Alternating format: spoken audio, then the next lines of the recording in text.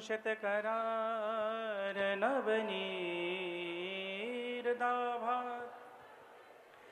पीताम्बरादरुणबिम्ब फलादरुष्ठात् पूर्णेन्दु सुंदर मुखादरविन्द नेत्रात् कृष्णात् परं किमपि तत्त्वमहं न जाने। वृंदावन बानिक बन्यो भ्रमर करत गुंजार दुल्हन प्यारी राधिका दूल्हे नंद कुमार। श्री वृंदावन बिहारी लाल की, श्री राधा रानी की, श्री बालाजी महाराज की, श्री बागेश्वर दरबार की। दोनों हाथ उठा के एक बार हर हर हर महादेव, हर हर हर महादेव, हर हर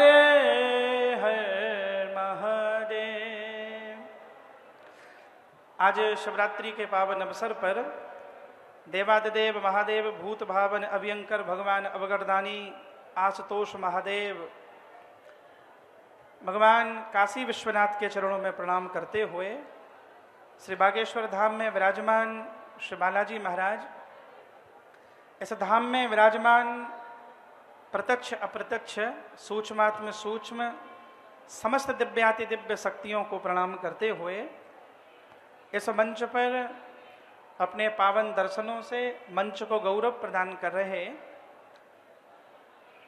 कुरुक्षेत्र वृंदावन से लेकर संपूर्ण भारत में और विश्व में श्रीमद् भगवद गीता का उद्घोष करने वाले और भारत के एकमात्र संत जिन्हें गीता मनीषी के नाम से संपूर्ण विश्व जानता है, ऐसे परम पूज्य गीता मनीषी स्वामी श्री ज्ञानानंद जी महाराज के युगल चरणारविंद में मैं प्रणाम करता हुआ योग और आयुर्वेद के माध्यम से संपूर्ण भारत को विश्व को आयुष्य प्रदान करने वाले,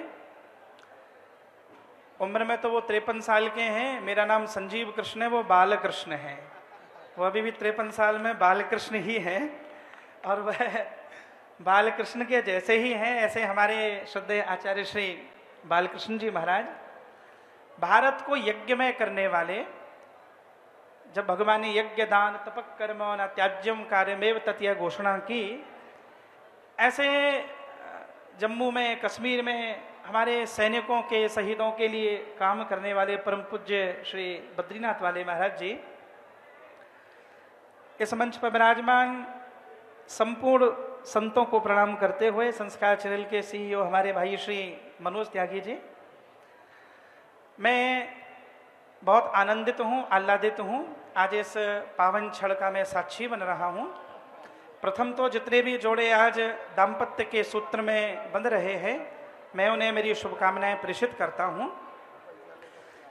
इस दिव्य महोत्सव में समवेत होने के लिए पधारे देश विदेश से सभी भक्त जो इस ऐतिहासिक क्षण के साक्षी बन रहे हैं, मैं परम पूज्य गीता मनीषी जी के शब्दों को ही मेरा भाव प्रदान करता हुआ, महाराज जी ये अद्भुत क्षण है। मैं हमेशा ये कहा करता हूँ कि इसकी कल्पना किसी ने नहीं की थी कि देश में एक ऐसा समय भी आएगा, एक 27-28 वर्ष का एक युवा साधु युवा कथाकार खड़ा होगा और जिसके इशारों पर, जिसके वक्तव्य पर सारी दुनिया नाच रही होगी, वो सबको अपने साथ खींच रहा होगा।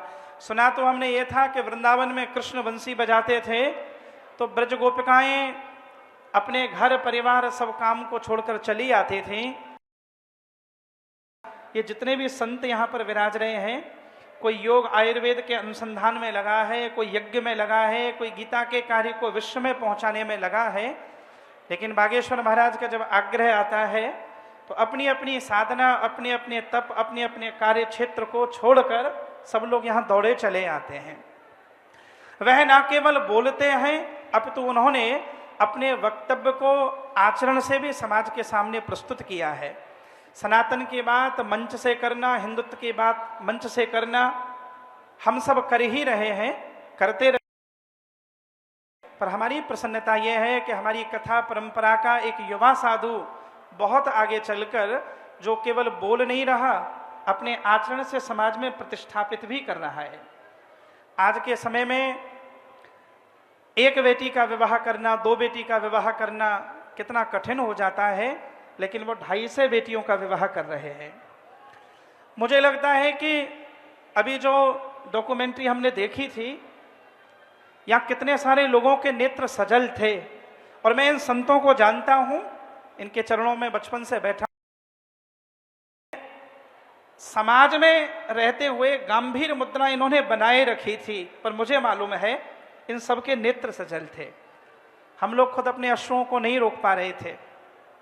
मैं एक प्रार्थना आप सबसे जरूर करता हूं, जब दुनिया के अनेकों देशों में जाता हूं, कोई अमेरिका में, कनाडा में, यूके में, दुनिया में बैठा हुआ है और 1 एकड़ 2 एकड़ के बंगले में मिलनर और बिलनर जब कहता है मुझे नींद नहीं आ रही रात को, मैं बहुत बेचैन हूं, तो मैं हमेशा ये कहता हूं कि बेचैन इसलिए है कि केवल कर्तव्य का पालन किया है, अभी पुण्य कर्म नहीं किए। जब आप ये कहते हो कि मैंने मेरे बेटा का विवाह, बेटी का विवाह कर दिया, लेकिन मैं दूसरी बात कहता हूं, वो कर्तव्य था तुम्हारा, तुम ना करते तो जबरदस्ती करा लेते। और माँ बाप की जॉब है भी ऐसी, दुनिया में कितना भी करना, बच्चे एक बार ये जरूर कहेंगे तुमने हमारे लिए किया ही क्या था। आप अपने बच्चे के लिए करते हो, वो कर्तव्य कर्म है, लेकिन जब दूसरी की बेटी के प्रति भी पितृत्व भाव उतर आता है, वहां से पुण्य प्रारंभ होता है, वहां से परमार्थ प्रारंभ होता है। तो अगर आपको रात को नींद नहीं आ रही हो, बेचैन हो, डिप्रेशन की, स्ट्रेस की दवाइयां खा रहे हो, आराम ना मिल रहा हो, तो मैं ये प्रार्थना करूंगा, मुझे पता तो नहीं है कि अगले वर्ष जब यहाँ शादियां होंगी वो 2.5 से होंगी कि 3 से होंगी कि 3.5 से होंगी, पर यह प्रार्थना जरूर करूंगा, आज यहाँ से जाएं, एक संकल्प लेकर जाइएगा कि अगले वर्ष एक बेटी का कन्यादान मुझे भी करने का अवसर मिले। फिर मैं पक्का मानता हूं नींद भी आएगी, चिंता भी जाएगी, भय भी दूर होगा। और वैकुंठ मिलेगा कि नहीं मिलेगा ये महात्मा लोग जाने, पर मुझे ये जरूर लगता है किसी बेटी का कन्यादान कर दोगे ना तो वैकुंठ में प्रवेश नहीं करना पड़ेगा, वैकुंठनाथ माला लेकर महाराज जी दरवाजे पर प्रतीक्षा कर रहा होगा, मेरा ऐसा मानना है। डॉक्टर कोरबेचन ने एक बात कही थी कि अपने आंचल को भिगोती ही चली जाती है, अपने आंचल को भिगोती ही चली जाती है, जिंदगी रोई तो फिर रोती ही चली जाती है, नेक कामों में कभी देर ना करिए साहिब, देर होती है तो होती ही चली जाती है, तो इसमें देर मत कीजिएगा। तो मैं यहाँ आज बागेश्वर महाराज को शुभकामनाएं देता हूँ। वह अपनी विधा के अलग ही महात्मा हैं। अभी मेरे मंच पे था तो मुझे ऐसे ही मस्ती में बोले कि भैया आई एम सॉरी, मैंने कहा आई लव यू, तो मैंने सॉरी का जवाब, महाराज जी उनमें कुछ है, वो आकर्षण है, भगवान जाने वो क्या है उनके भीतर।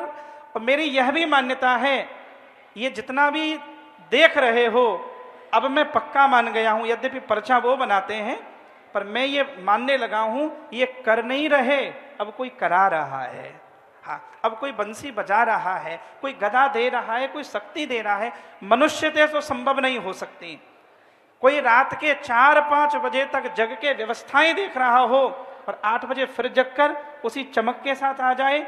अब मुझे लगता है उन्हें ईश्वर ने इसी काम के लिए धरती पर भेजा है, वो ईश्वरीय चेतना का उनमें अंश है। मैं शुभकामनाएं देता हूं।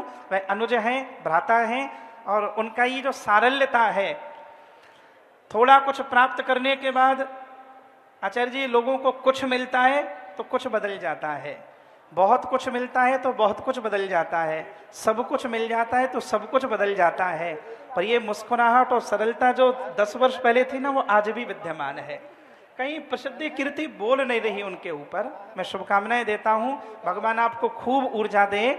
और जब तक ये संत आपकी बगल में बैठे हैं, मुझे पक्का विश्वास है जो सनातन क्रांति का, जो समाज को जोड़ने का काम आप लेके चले हैं, वह अपने अभीष्ट को प्राप्त करेगा। बस एक प्रार्थना करता हुआ, ये 2.5 से सहरा बंध रहे हैं, पर 2 से 51वें सहरा का सबको इंतजार है। तो ये प्रार्थना करता हुआ एक सहरा मंच पे भी आ जाए तो महाराज हमारी भी शिवरात्रि सफल हो जाए। तो बस उस सहरा की प्रार्थना करता हुआ आप दोनों हाथ उठा के हर हर महादेव 3 बार बोलना है। वह आचार्य श्री धीरेन्द्र जी महाराज के लिए हर हर हर महादेव, हर हर हर महादेव, हर हर हर महादेव। वृंदावन बिहारी लाल की